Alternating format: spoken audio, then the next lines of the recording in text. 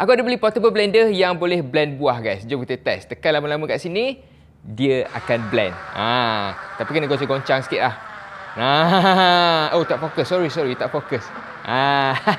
Kita ada 4 jenis buah kat sini. Kita ada tembikai, apple, anggur dengan buah naga. Apple ni buah yang paling keras kat sini, so aku potong kecil-kecil dulu. Lepas tu aku masukkan anggur. Anggur tu aku tak potong, aku just masukkan macam tu je. Lepas tu buah naga aku potong kecil-kecil juga. And last kali kita masukkan tembikai. Lepas tu letak air sikit and then tutup blender ni macam ni. Kalau kau tengok kat situ kan, bila aku dah tutup rapat, dia akan menyala warna putih tu tau. Kalau aku longgarkan sikit, dia akan menyala warna merah.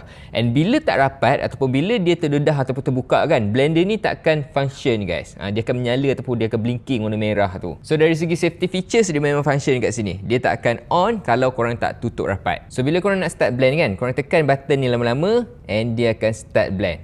Blender ni dia ada satu je kekurangan. Kalau kau biar je macam tu kan, dia punya buah kat dalam tu dia memang takkan hancur. Aku rasa semua blender macam tu kot.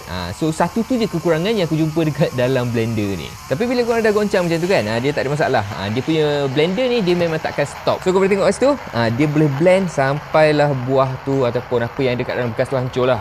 Kau tengok ni hasil dia. Memang totally jadi air, jadi juice. Lepas tu blender ni dia tak leaking tau. Aku dah guna berapa kali dah, tapi tak pernah ada isu leaking lagi. So after dah blend, korang terbalikkan blender ni. Lepas tu buka dekat bahagian atas ni. Kau boleh terus minum lah. Ataupun korang nak tutup dengan dia punya penutup ni pun boleh juga. Kita nak blend anggur dengan apple pula kali ni. Sebab bekas dia kecil sikit kan. Tapi macam biasa lah, memang tak ada masalah.